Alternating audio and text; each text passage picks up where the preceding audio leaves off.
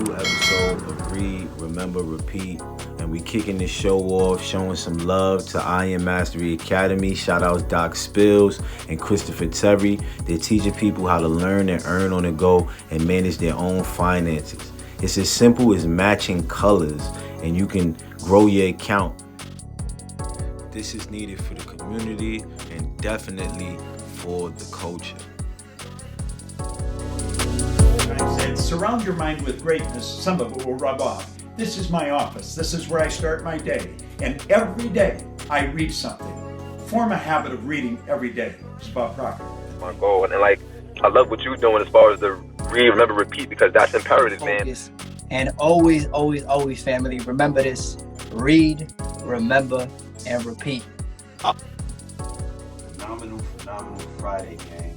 We up early today, knocking shit out, biting shit like a shark, you know what I mean?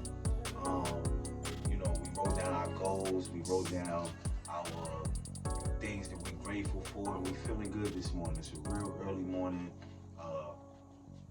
Things are always good when you are organized and in place. You feel good, you feel better. Now, we are on a book called Strength Finder 2.0 by Tom Rath, and it's your host with the most, Michael Mugaboy, and you guys are back to another Read, Remember, Repeat episode. And when you are here, you are locked in, right? So we about to start making workbooks, textbooks for people that are watching and want to write down things and capture the most of what's going on while you're watching the show. Now, we left off on competitive and consistency. So now we're on context.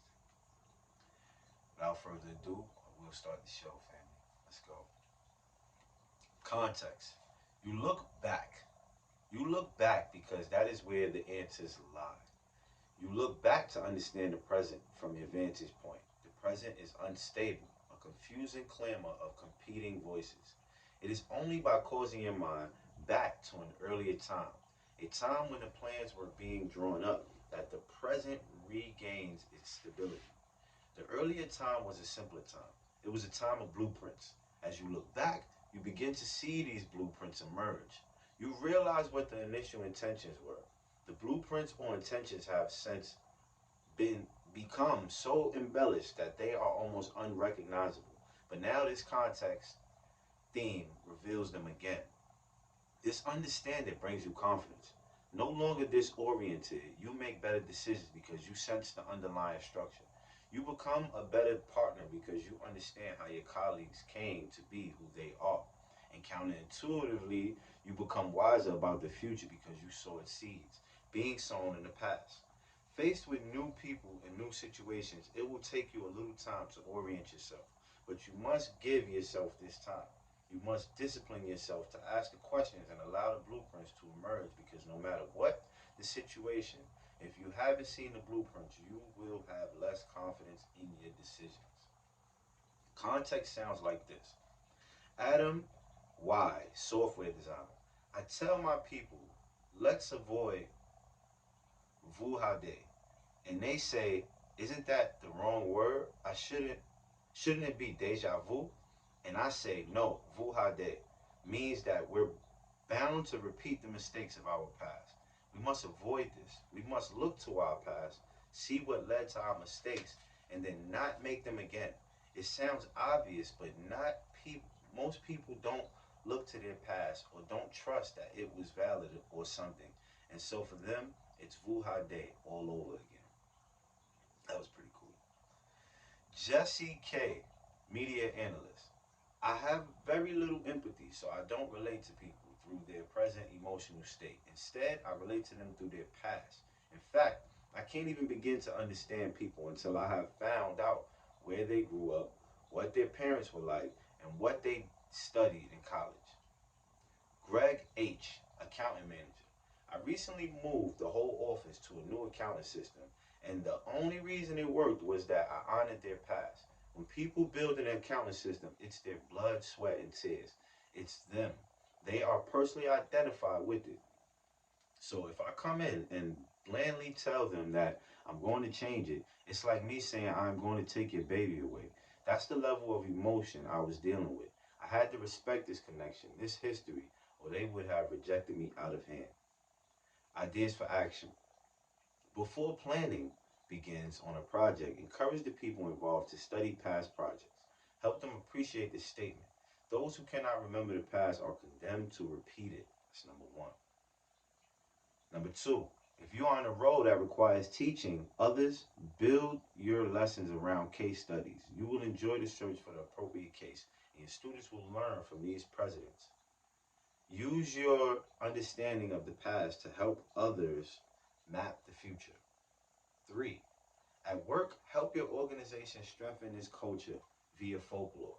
For example, collect symbols and stories that represent the best of the past, or suggest naming an award after a person who embodied the historical traditions of your organizations. 4. Partner with someone with strong futuristic or strategic talents. This person's fascination with what could be will stop you from becoming mired in the past, while your deep understanding of context will stop him or her from ignoring the lessons of the past. Together, you are more likely to create something that lasts. 5. Accept change. Remember that your context talents do not require you to live in the past. Instead, you can actually become known as an active agent for positive change. Your natural sense of context should allow you to identify more clearly than most the aspects of the past that can be discarded and those that must be retained to build a sustainable future. Use fact-based comparisons to prior successes to paint a vivid picture for others of what can be in the future. The real-life illustrations you create can build confidence and emotional engagement. This is 1, 2, 3, 4, 5, 6, 7. You recognize that the best predictor of future behavior is past behavior. You recognize that the best predictor of future is past behavior. Probe your friends and coworkers about actions that might have contributed to their successes so you can help them make better choices in the future. This will help them put their decisions into an overall context. Read historical novels, nonfiction, or biographies. You will discover many insights that will help you understand the present. You will think more clearly. That's 8. 9. Compare historical antecedents and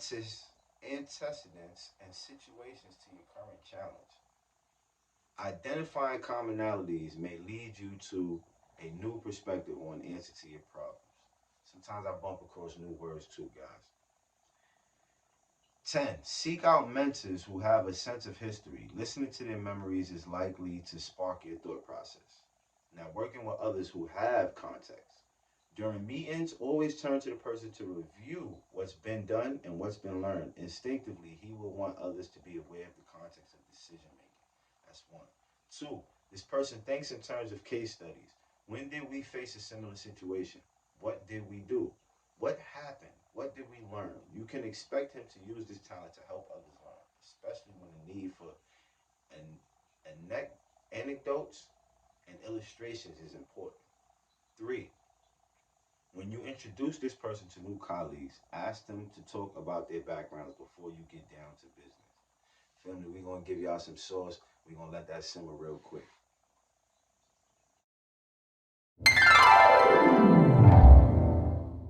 So let me ask you a question, both of y'all. What's your dream? I'm living it. But what is it, though? To be successful. That's an emotion. How explain Specifically. So my dream is to have my own television network, my own football teams, my own sports teams, to have a family, to live a certain way, to have properties all over the world. So you can say dreams change. Your dreams change. Of course they do. Yeah. I mean, when your dreams, the death of a dream is the best funeral. That means it became a reality. Mm-hmm. And then it's time to have another one. So you've made your dreams come true, but what's your dreams right now? My dreams right now is to be an actor. That's my dream. You're dreaming to be an actor? Yep. You can be an actor. You got to dream bigger. Give me a bigger dream. You're a professional. I did not be making up something that I'm not in that space. I want you to dream. I'm going to ask you this question when you come on to my studio. Yeah. Okay. But you have to dream big enough so that you're not the only one that's affected. You have to be selfish about it, though. You can't help nobody unless you can help yourself. And the people that you want to help are the people you love, your family. See, that's what I'm saying. But what if you're in a position where, like See, I'm saying, when you ask me that question, I'm looking at like, well, shit, I'm living my dream because I've done what I set out to do to change you lives. did it already. It's dead. Right. That dream's over. Right. Next dream. Right. It died already. Because you've accomplished it. Right. It's an angel. It's in the wind. You don't want to be the guy talking about, like, some people's dream in high school was to, like, win the chip, and then And they never still do talk about that anything. shit to the day. To this day. Every day come. Well, I remember 95. So my approach on this dream would be, number one, to be the best actor in the world, not just to be an actor. But you have 1, 2, 3, 4, 5, 6, 7, 8 cameras right there. You have sound and a location. What's stopping you from acting? Somebody employing you? Nope. So then what's stopping you from making that dream come true today? I'm just asking. I just know. I just wanted to answer to that question. To what question? What's stopping me? If you have 1, 2, 3, 4, 5, 6 cameras, right, and mics, right, and a location, what's stopping you from acting? I know it's more than just me acting to it. Right. There's 6 cameras. Writers, there's all kind of stuff. You don't need writers to act. Mostly everything I've ever done, I don't even fucking have a script. I didn't even do honor up with a script. So you're making reasons not to do it. No, I wouldn't. So again, what's stopping you? I don't know. Nothing's stopping you. Really? Well, I mean, there's nothing stopping you. I'm just trying to get. You just said I don't know. That means there's nothing. So do it. But at the same time, you're saying that, but it's not that simple. Want me to show you how simple it is? Watch.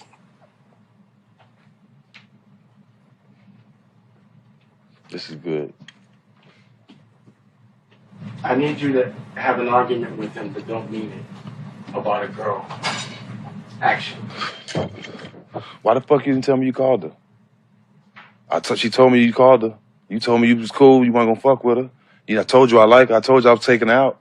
And you still called her? I thought we was better than that. She do that little thing to me, you know. Well, you should have told me that, bro. I told you not to call her. I told you I was going to really try to be with her. And you still called her. Like what? That's the type of nigga you is? Cut. We have our first scene on the All Smoke TV show. That was fun. So what was hard about that? Pause. Now your dream just came true. Next dream. You just acted.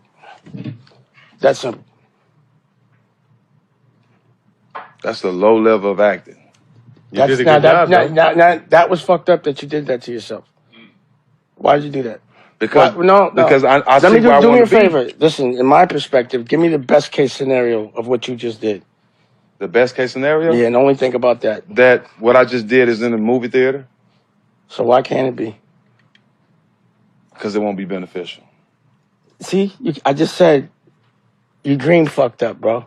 None of those. That's the last thing you think about is the worst thing, bro. The first thing you think about is the best thing. And then, so your visualization just now was it won't be successful. That's what you just visualized. You just fucked your dream up. Now, if you're only visualizing this shit in a movie, you just said it's in a movie, then that's what you should have seen. And then you make it happen. Now, question, how the fuck could that be in a movie? Well, I could just shoot 60 more minutes of scenes. And now I could go rent a theater and show it. How could it be beneficial? And we are back, family. The next theme we are on is deliberative. Deliberative, this is my first time hearing this. So we're going to go right in on deliberative. Deliberative, you are careful.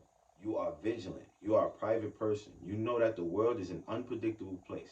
Everything may seem in order, but beneath the surface, you sense the many risks. Rather than denying these risks, you draw each one out into the open. Then each risk can be identified, assessed, and ultimately reduced. Thus, you are a fairly serious person who approaches life with a certain reserve. For example, you like to plan ahead to anticipate what might go wrong. You select your friends cautiously and keep your own counsel when the conversation turns to personal matter. You are careful not to give too much praise and recognition, lest it be misconstrued. If some people don't like you because you are not as effusive as others, then so be it. For you, life is not a popularity contest. Life is something of a minefield. Others can run through it recklessly if they so choose, but you take a different approach. You identify the dangers, weigh their relative impact, and then place your feet deliberately. You walk with care. Now, deliberative sounds like this. I gotta get used to that word. Deliberative. I like this one. Dick H, film producer. My whole thing is to reduce the number of variables out there. The fewer the variables, the lower the risk. When I'm negotiating with directors, I always start by giving in on some of the smaller points right away. Then once I have taken the smaller issues out of play, I feel better. I can focus. I can control the conversation. Debbie M, project manager. I am the practical one. When my colleagues are spouting all of these wonderful ideas, I am asking questions like, how is that going to work? How is this going to be accepted by this group or that group of people? I won't say that I play devil's advocate because that is too negative, but I do weigh the implications and assess risk. And I think we all make better decisions because of my questions. Jamie B, service worker. I'm not a very organized person, but the one thing I do without fail is double check. I don't do it because I am hyper responsible of anything. I do it to feel secure. With relationships, with performance, with anything, I am out there on a limb and I need to know what the particular branch I am standing on is solid. Brian B, school administrator. I'm putting together a safe schools plan. I'm going to conferences and we have 8 committees working. We have a district-wide review board, but I am still not comfortable with the basic model. My boss asks, when can I see the plan? And I say, not yet. I'm not comfortable with a big smile on her face, she says. Gee, Brian, I don't want it to be perfect. I just want a plan. But she lets me be because she knows that the care I take now pays big dividends. Because of this pre-workout, once the decision is made, it stays made. It doesn't unravel. Ideas for action. Number 1, you have naturally good judgment, so consider work in which you can provide advice and counsel. You might be especially adept at legal work, crafting sound business deals, or ensuring compliance to regulations. 2, whatever your role, take responsibility for helping others think through their decision. You can see factors that others may not see. You will soon be sought as a valuable sounding board. 3, explain your process of careful decision making, that you highlight risk in order to take control and reduce it. You don't want others to misconstrue your deliberative talents for attentiveness or fear of action. 4, you inspire trust because you are cautious and considerate about sensitive topics. Use these talents by taking on opportunities to handle delicate issues and conflicts. 5, rather than take foolhardy risks, you are apt to approach a decision cautiously. Trust your instincts when you believe that something is too good to be true. 6, during times of change, consider the advantages of being conservative in your decision making. Be ready to explain these advantages to others. 7, don't let anyone push you to revealing too much about yourself too soon. Check people out carefully before sharing confidential information. You naturally build friendships slowly, so take pride in your small circle of good friends. 8, partner with someone with strong command, self-assurance, or activator talents. Together you will make many decisions, and these decisions will be sound. 9, temper the tendency of others to hazardly move into action by declaring a consideration period before decisions are made. Your caution can serve to steer others away from folly and toward wise conclusions. 10, give yourself permission to withhold your opinion until you get all the facts and have an opportunity to ponder your stance. You are not someone who embraces change immediately. You are apt to reflect on possible outcomes so that all the angles are covered. As a deliberative person, you function as a brake for more impulsive types who wish to move quickly. Working with others who have deliberative. 1, ask the person to join teams or groups that tend to be impulsive. She will have a temporizing effect, adding much needed thoughtfulness and anticipation to the mix. 2, this person is likely to be a rigorous thinker. Before you make a decision, ask her to help you identify the landmines that may derail your plans. 3, respect the fact that this person may be private unless you invited. Do not push to become too familiar with her too quickly. And by the same token, don't take it personally if she keeps you at arm's length. Family. The next one that we are on is developer. But deliberative is something that I didn't know I had. But to each his own, and we all gotta figure out our strengths.